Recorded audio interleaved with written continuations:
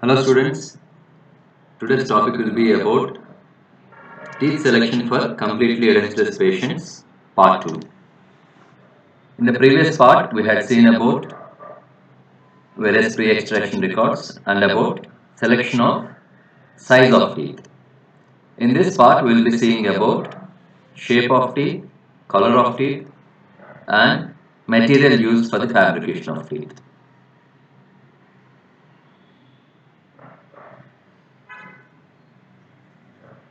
Selection of form or shape or mold.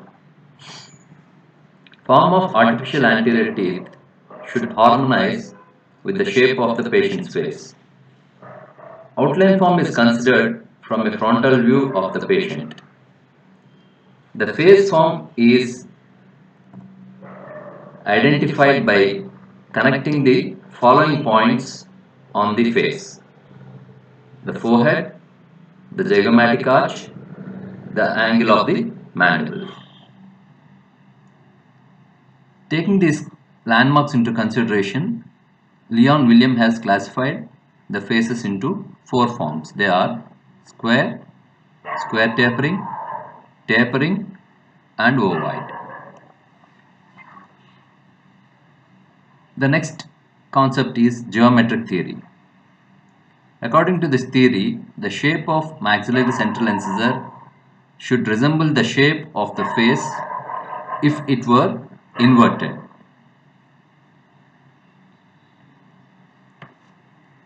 As you can see in these pictures, the shape of the face is inversion of facial form.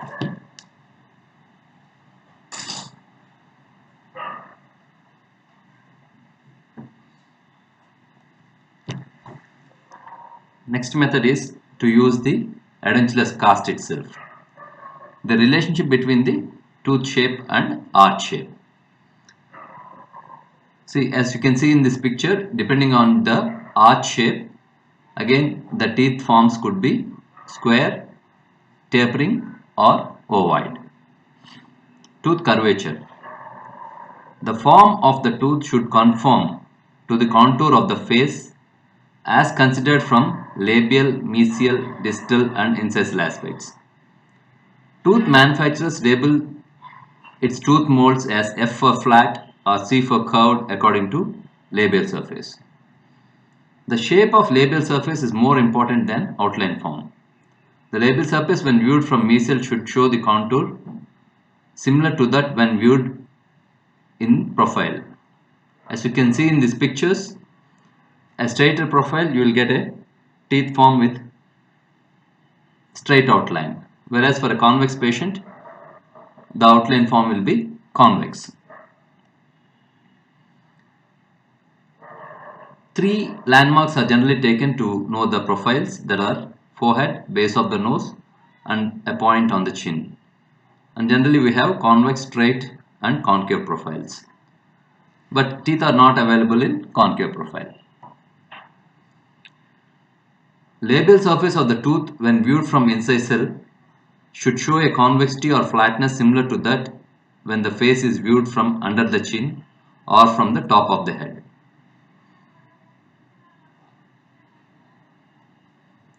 We can also use a true bite indicator to know the facial form. Selection of shade or color. Color has basically four qualities, that are hue, chroma, value and translucency. Hue is the specific color produced by specific wavelength of light acting on the retina. The hue of teeth must be in harmony with hue of the patient's face, that is color of the patient's face. In teeth guides, yellow is the dominant hue. Saturation or chroma. It is the amount of color per unit area. Some teeth appear more yellow than other. Hue is same but there is more of it. Brilliance or value. It is the lightness or darkness of an object. The relative amount of white or black in the teeth determines their lightness or darkness.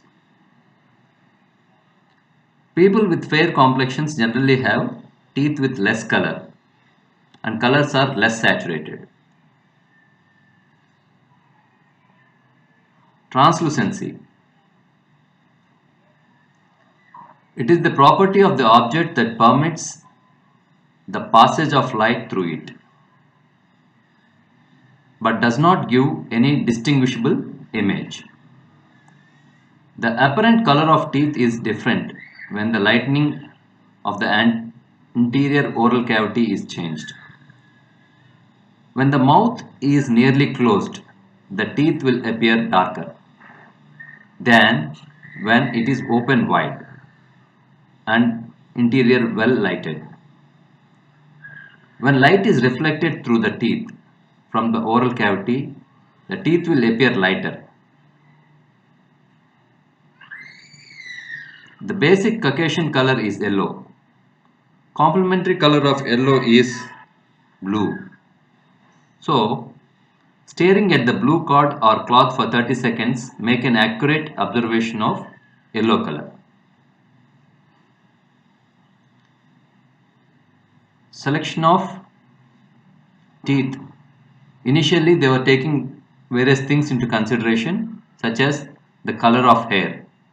Of course, you know it is unrealistic and can be inaccurate because hair color changes more rapidly than tooth color. And always there is a chance that people can change their hair color. Color of eyes.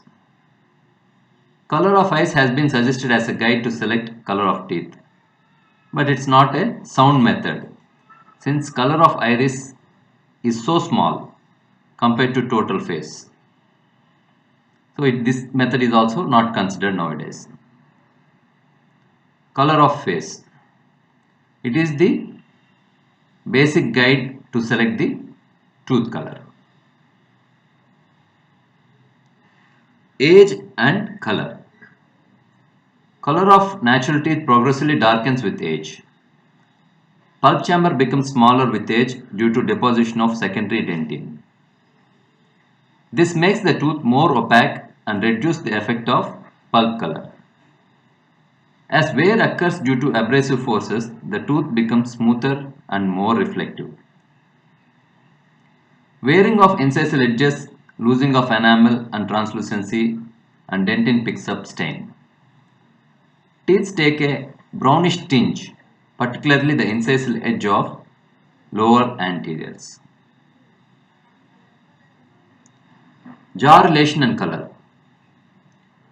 If it is a class 1 patient, so you select same shade for both arches.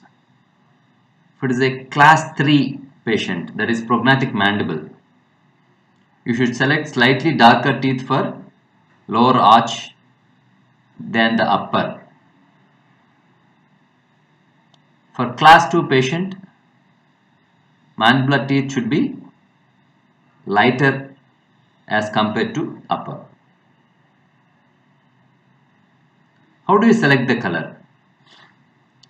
It should be done in 3 positions. You take a shade tab, you have to place it outside the mouth, along the side of the nose. This will establish the basic hue, brilliance and saturation. So you can see in this picture the shade tab is placed by the side of the face. Then you have to place it under the lips with only the incisal edge exposed. Will reveal the effect of color of teeth when patient's mouth is relaxed.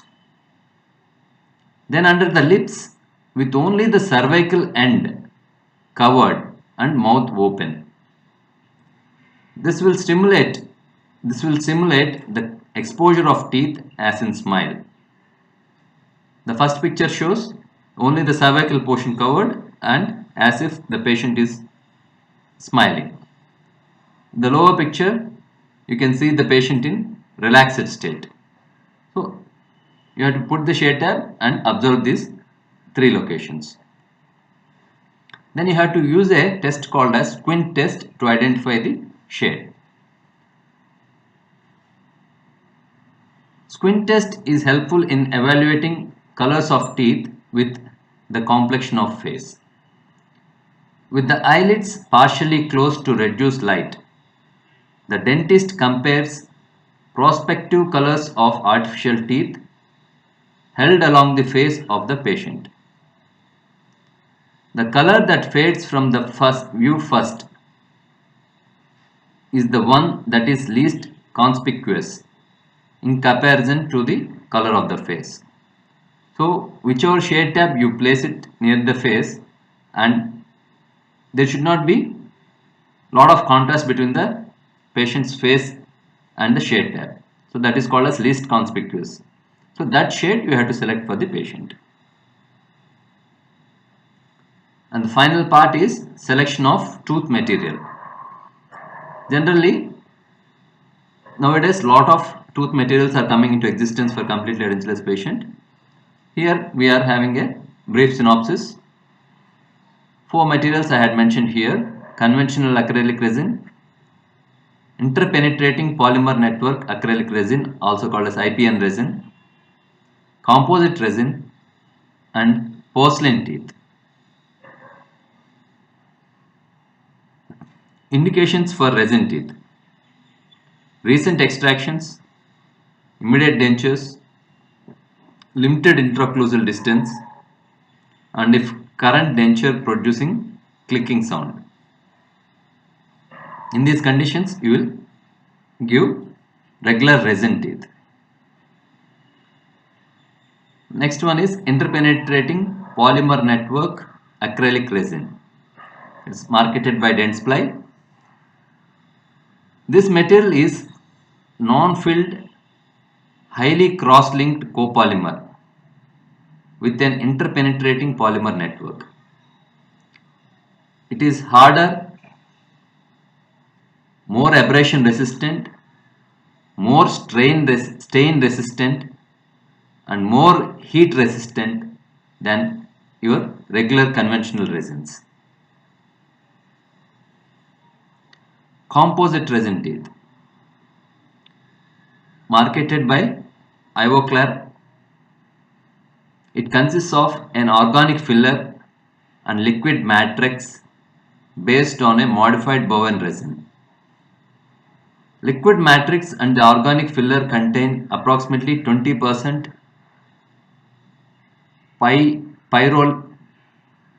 pyrolytic silicic dioxide. Pyrolytic silicic dioxide, which is used as a thickening and strengthening agent.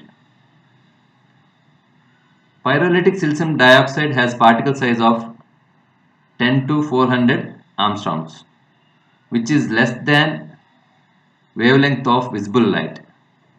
It makes for a high aesthetic appearance. It chemically bonds with denture-based material. It has better wear resistance than conventional acrylic resin. The last material is porcelain teeth, of course, which are not available nowadays for completely edentulous patient. These teeth have highest wear resistance, good stain resistance, but the disadvantage is clicking sound in nervous patients and with those having neuromuscular coordination problems. They are prone for chipping and fracture. And these porcelain teeth, you can't modify them. You can't trim and modify them according to situation. So you can't use it in conditions where there is less intra-arch space. Finally, the last concept in teeth selection is dentogenic concept. It is given by Frush and Fisher in 1957. It is also called as SPA theory. SPA stands for sex, personality, and age. Sex could be male or female, personality could be vigorous or delicate, and age could be young, middle-aged, or old. Based on this criteria, you will have to select the teeth. Size of the teeth should be in proportion to size of the face and head. Larger persons, you select larger teeth, but a large person may have small teeth with spaces between the teeth, or a small person may have a large irregularly aligned teeth. So depending on the patient's face size, you have to select the teeth. Women generally have smaller teeth than men. Lateral incisor should look more delicate in women. Size difference between central and lateral incisors should be more distinct in women. With this, we conclude the selection of anterior teeth for completely edentulous patient. In the next part, which is going to be a small part, we will be discussing about posterior teeth selection. Thank you all.